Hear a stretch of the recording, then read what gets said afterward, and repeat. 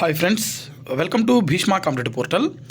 ఈరోజు వెలుగు న్యూస్ పేపర్లో జీపీఓ పోస్టులపై గందరగోళం అనే దాని మీద ఒక ఆర్టికల్ అయితే ఇవ్వడం జరిగింది.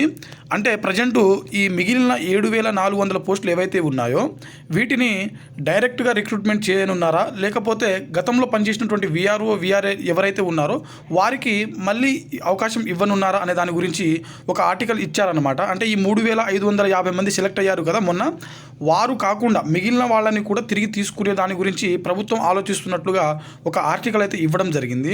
ఎంతవరకు సాధ్యం, ఇలా తిరిగి మళ్ళీ పాత వారిని తీసుకోవడానికి ఎంతవరకు సాధ్యము, ఒకవేళ ప్రభుత్వం డైరెక్ట్ రిక్రూట్మెంట్కి నోటిఫికేషన్ ఇవ్వడానికి ఎంతవరకు అవకాశం ఉంది అనే దాని గురించి మనం ఈ వీడియోలో క్లియర్గా డిస్కషన్ చేద్దాము.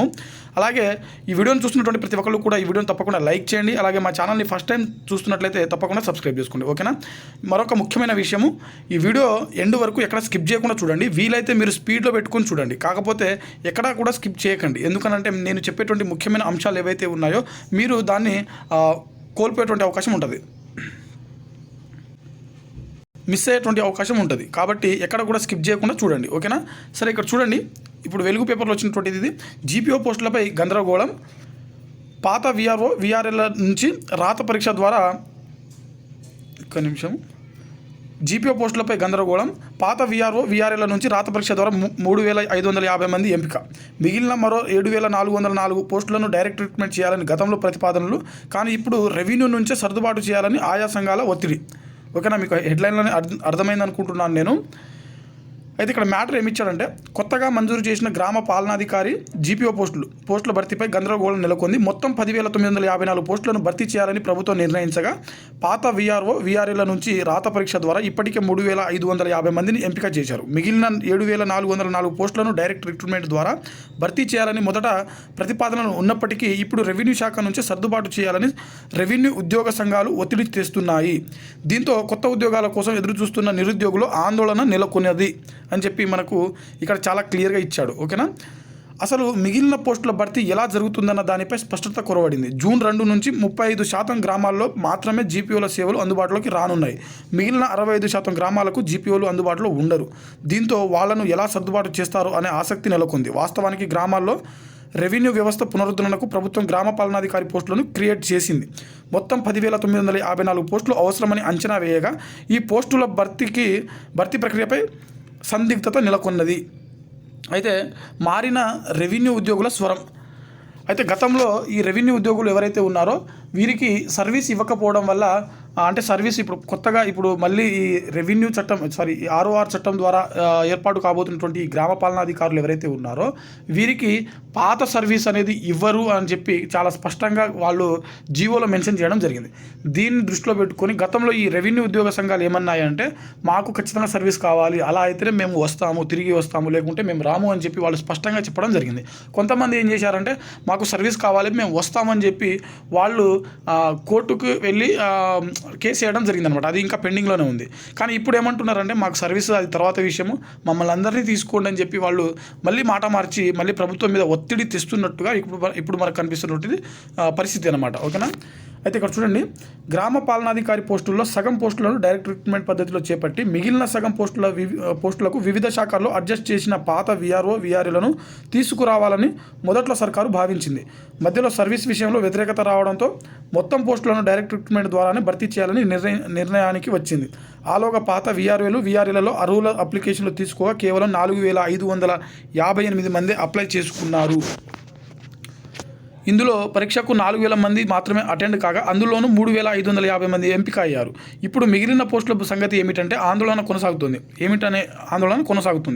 టీజీపీఎస్సీ నుంచి నోటిఫికేషన్ వస్తుందని, 7,000కు పైగా పోస్టులకు డైరెక్ట్ రిక్రూట్మెంట్ పద్ధతిలోనే చేపడతామని ఉన్నతాధికారులు ఇప్పటి వరకు చెప్తూ వచ్చారన్నమాట. అంటే ఉన్నతాధికారులు ఏమంటున్నారనంటే, ఖచ్చితంగా మిగిలిన పోస్టులు ఏవైతే ఉన్నాయో ఈ 7,400 పోస్టులకు సంబంధించింది వీటికి మేము టీజీపీఎస్సీ ద్వారా భర్తీ చేస్తామని చెప్పి ఆల్రెడీ ప్రభుత్వ ఉన్నతాధికారులు, ఓకేనా, వారు భావిస్తున్నటువంటి ఒక వాళ్ళ యొక్క ఆలోచన అట్లా ఉందన్నమాట. అయితే రెవెన్యూ ఉద్యోగ సంఘాలు మాత్రం రెవెన్యూ శాఖ నుంచే మిగిలిన పోస్టులను భర్తీ చేయాలని ప్రభుత్వానికి విజ్ఞప్తి చేస్తున్నాయి. పైగా పరీక్షకు హాజరు కాని వాళ్లకు రాసి ఫెయిల్ అయిన వాళ్లకు ఇతర రెవెన్యూ ఉద్యోగులకు జీపీఓగా అవకాశం ఇవ్వాలని కోరుతున్నాయట. చూశారా, వాళ్ళు ఎవరైతే పరీక్షకు హాజరు కాలేదో, మొన్న ఎగ్జామ్ రాసి ఫెయిల్ అయిన వాళ్ళు ఎవరైతే ఉన్నారో వాళ్ళందరినట మళ్ళీ తీసుకోవాలని చెప్పి వాళ్ళు ఒత్తిడి తెస్తున్నారట. అంటే నిరుద్యోగులు ఏం చేయలేక ఖాళీగా ఉన్నారు అని చెప్పి వాళ్ళు అనుకుంటున్నారు, అంతేనా?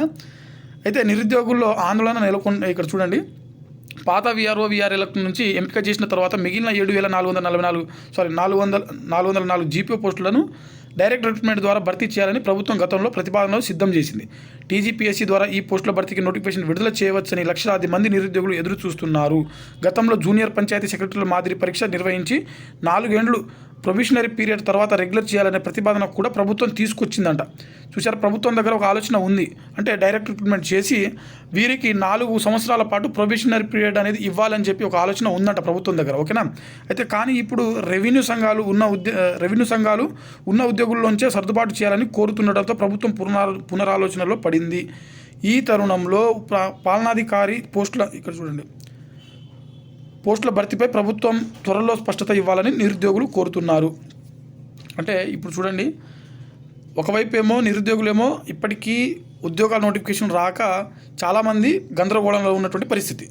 మొన్న 2 days back already Indira park దగ్గర కొంతమంది అంటే నిరుద్యోగులు ఆల్రెడీ ధర్నా కూడా నిర్వహించడం జరిగింది.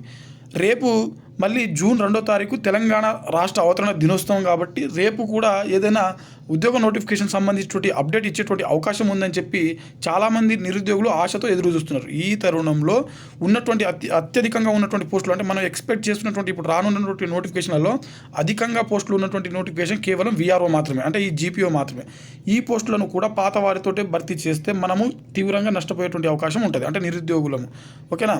అయితే చూడాలి మనము రేపు దీని మీద ప్రభుత్వం తరపున గౌరవ ముఖ్యమంత్రి గారు ఏదైనా స్పష్టత ఇచ్చేటువంటి అవకాశం ఉంది అని చెప్పి నేనైతే అనుకుంటున్నాను. ఇటువైపు ముఖ్యమంత్రి గారు కావచ్చు, అటువైపు రెవెన్యూ శాఖ మంత్రి గారు కావచ్చు, వీరిద్దరిలో ఎవరో ఒకరు దీనిపైన స్పష్టత ఇచ్చేటువంటి అవకాశం ఉంటుంది. ఇప్పటికీ సెలెక్ట్ అయినటువంటి ఈ 3,550 మంది ఎవరైతే ఉన్నారో వీరికి సంబంధించినటువంటి అపాయింట్మెంట్స్ ఆర్డర్స్ కూడా రేపు వీరికి అందజేసేటువంటి అవకాశం ఉంది. దీని తర్వాత మిగిలిన పోస్టులను ఏ విధంగా భర్తీ చేసేటువంటి అవకాశం ఉందో వారు ప్రభుత్వం తరపున స్పష్టత ఇచ్చేటువంటి అవకాశం ఉంది అని చెప్పి మనం అయితే అనుకోవచ్చు. అయితే తెలుగు పేపర్లలో మనకు ఈరోజు వచ్చినటువంటి వివిధ తెలుగు పేపర్లు ఏవైతే ఉన్నాయో వీటిలో అన్నింటిలో కూడా దీని గురించి కొంతవరకు మ్యాటర్ ఇచ్చాడు, కానీ రేపు ప్రకటన గురించి మాత్రం ఇవ్వలేదు. అదే ఆంగ్ల పత్రికలో మాత్రం రేపు ప్రభుత్వం తరపున ముఖ్యమంత్రి గారు కొన్ని ముఖ్యమైన పథకాలు దాంతోపాటుగా ఉద్యోగ నోటిఫికేషన్ సంబంధించినటువంటి అప్డేట్ ఇచ్చేటువంటి అవకాశం ఉందని చెప్పి ఒక న్యూస్ అయితే ఇవ్వడం జరిగింది. సో మనం చూడాలి రేపు ఏం జరుగుతుంది అనే దాని గురించి చూద్దాం. రెవెన్యూ సంఘాల యొక్క ఒత్తిడి, ఇటువైపు నిరుద్యోగ సంఘాల యొక్క ఒత్తిడి, ఈ రెండింటి మధ్యలో ప్రభుత్వం ఏం నిర్ణయం తీసుకోబోతుంది అనే దాని గురించి, ఓకేనా?